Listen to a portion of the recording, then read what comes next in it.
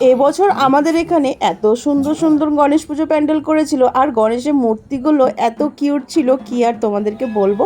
চলো তোমাদেরকে এই ভিডিওর মাধ্যমে একটু শেয়ার করা যাক। আর জানো তো, প্রচন্ড মুষলধারে কিন্তু বৃষ্টি হয়ে গেছে। সবার প্রথমে আমরা পৌঁছে গেছি বিধান মার্কেট অটো স্ট্যান্ডের গণেশ পুজো প্যান্ডেল দেখতে। তো এখানে করেছিল কেদারনাথ মন্দিরের থিম, আর বাইরে একটা ঘন্টাও লাগানো ছিল, যে এটা মানে সবাই বাজাতে ব্যস্ত হয়ে পড়েছিল। তো আমি সাইড দিয়ে ভিতরে চলে আসলাম, দেখো। আর ভিতরেও প্রচুর কিন্তু ভিড়, আর বেশ কিন্তু ভালো লাগছিল। তারপরে বাইরে বেরিয়ে দেখো রাস্তার এই পারে চলে এসেছি, আর এখান থেকেও কিন্তু খুব সুন্দর লাগছে, আর বেশ লাইটিং টাইটিং লাগানো ছিল, বেশ কিন্তু ভালো লাগছিল।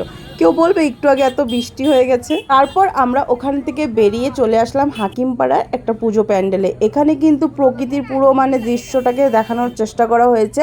কিছু কিছু প্লাস্টিকের গাছপালা ছিল, কিছু কিছু কিন্তু অরিজিনাল ছিল। আর এখানে গণেশ ঠাকুরটা কি কিউট লাগছে দেখো।